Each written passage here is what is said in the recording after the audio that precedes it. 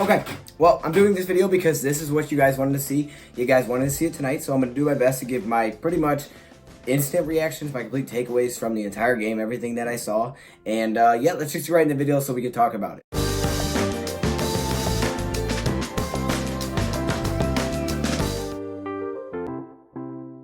All right, now I think it would be easier for me to come at this super emotional and go crazy and be like, the Lions, you know, you blew this 18-point lead. How could you do this? You guys are trash. Fire all these guys. This ain't going to work. But I'm going to try to come back, take a step back from the emotional side of things and just understand really what happened during the game, okay? And I also have this little thought, okay, because I know a lot of people are super mad. You blew an 18-point lead.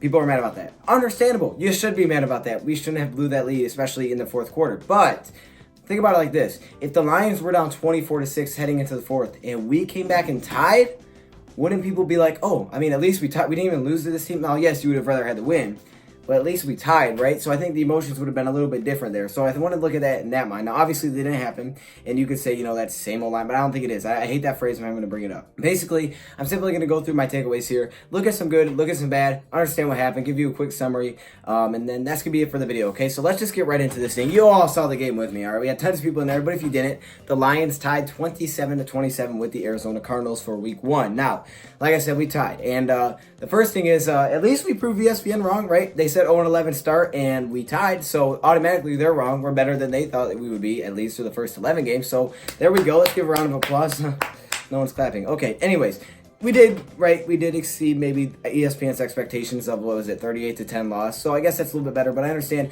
we were still favored to win, and our expectations should be higher than that. I 100% agree. And people are coming at me like, hey, man, only losers, you know, are happy with the tie. I'm not happy with the tie. Literally, you think I'm happy that we tied a game that we were up at 18? Heck no. Why would I be happy about that? When I'm trying to understand really what happened in this game, okay? So we also can't go 12-4 at this point, which means my prediction is automatically wrong, and I think pretty much all of your guys' predictions are wrong because most people didn't pick a tie. So yeah, the first week is pretty much, yeah, we're all pretty much wrong with our predictions. But I mean, I guess that still means we can go 12-3-1, right? A little bit better than 12-4. That's what I'm saying. And we've seen it before. Sometimes those tie games come back and actually help you at the end of the season. Sometimes they just give you that like half game edge over a team. So maybe this is like a blessing in disguise that, hey, man, this is going to work out because maybe we'll win the division by half a game or something. Maybe that'll get us in to the wild card spot. I don't know. Tied the game, right? So I don't want to go too like overreacting into this. I mean, I think we played pretty great until the fourth. I think that was obvious by the score. I mean, you were up 24-6. You're up 24-6 going into the fourth, really.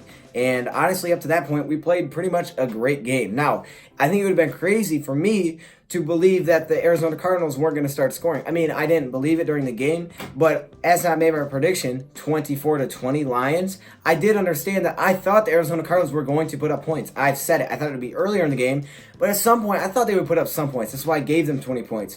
Because 1, it's an offense that we haven't seen before. 2, it's a rookie. Things happen. Sometimes you mix up games. And 3, it's week 1. Mistakes are going to be made. You're going to come out. You're going to do dumb things. It just happens in football, especially during week 1. And then hopefully you can fix those because that's how you really improve as a team. But I can't say I'm surprised that they scored points. They started to score points. I would have been surprised they would have only scored 6 throughout the game, honestly, because that's why I gave them 20 points. Now they scored 27, which I guess is exceeding my expectations by a little bit, but not too much.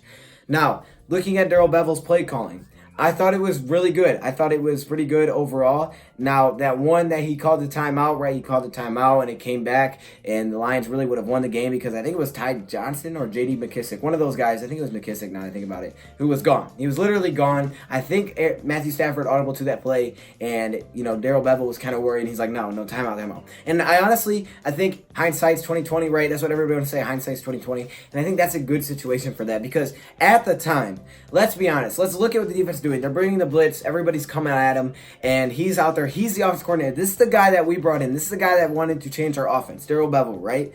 So, looking at the instant moment, he sees Matthew Stafford make an adjustment, and he wants to decide, look, I don't think this is going to be there. I'm worried. I'm not going to have us not get this first time because I understand how important it is.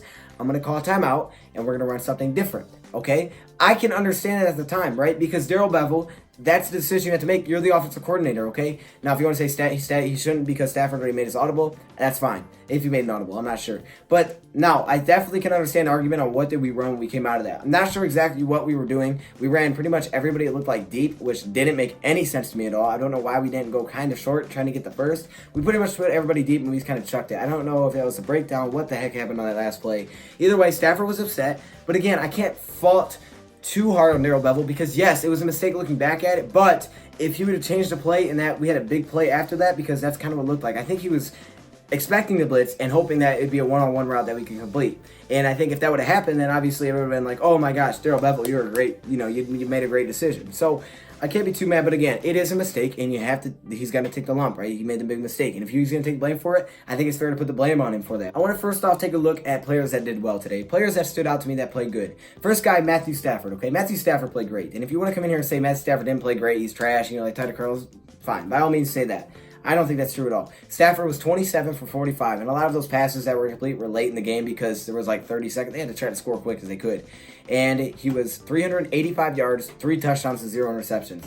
That's a pretty dang good game. I mean, I couldn't ask for much more than that. That's really, really good. Statistically, that's one of the best quarterback games you could really have. Hockenson was out of this world. Some of you guys said he broke records. I'm just going to go with your word on that. 6 receptions for 131 yards and a touchdown. Looked really, really good. Not only that, but also blocking. And Danny Amendola, he looked good overall. Now, I think at the end of the game, he should have went out of bounds, right? Again, I don't know why he didn't go out of bounds there. Maybe he saw something that I didn't. Obviously, the camera angle is kind of weird when he watched the game. It looked like there was nothing there, right? I mean, he just kind of went left and then was brought down quickly. It wasn't like there was much space at all. But that was a mistake. But overall, I think he played a solid game. He's pretty consistent. He had the big touchdown grab, so that was a lot of the yards. Tracy Walker. Tracy Walker came up with 9 tackles. He came up with a huge hit on Larry Fitzgerald, which knocked that out of his hands, which at that time, if you would have caught that, they probably would have ended the game. Simply, they would have beat us in that game.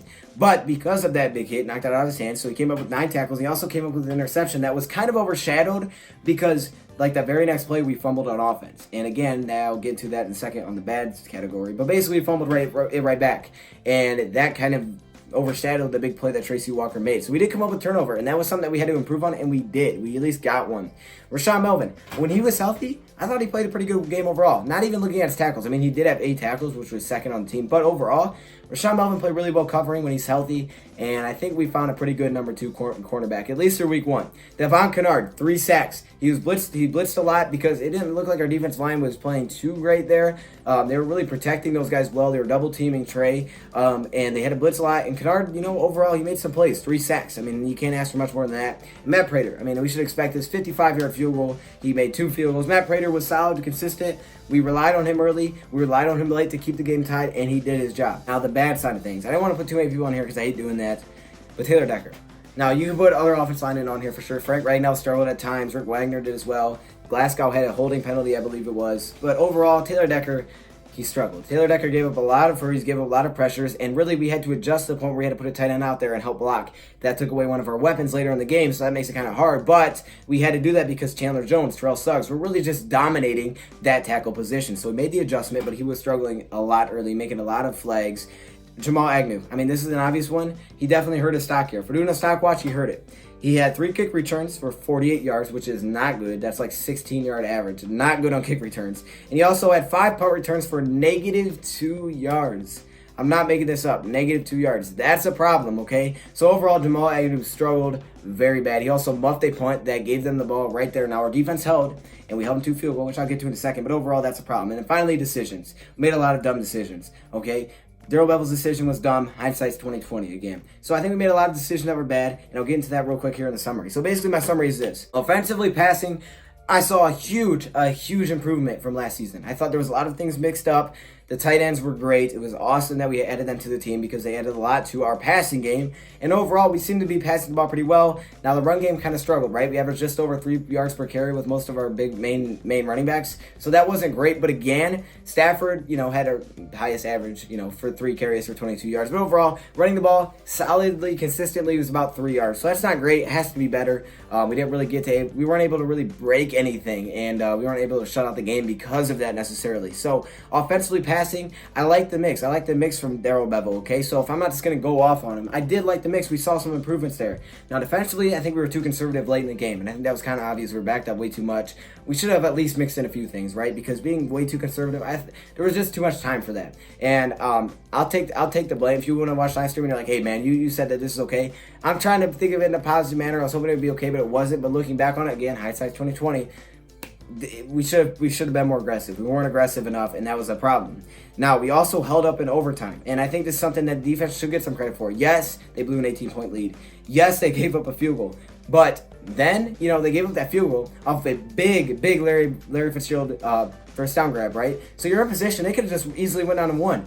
But our defense held up, and we got to stop. And then we held them to a field goal, right? So then they get it back because we kick a field goal, and our defense holds up again, not allowing them to get a chance at a field goal attempt to win the game because Gonzalez was hitting them, so he probably would have won the game. And we tipped it at the defensive line of scrimmage. We at least kept it at a tie. I know that sounds bad, but at least we gave our offense another shot. Overall, I think the offensive line stock was definitely down. We got to keep working there. I think Taylor Decker needs to improve, and I thought that was the biggest problem. I thought it was going to be more Joe Dahl. No, I think it was Taylor Decker for sure.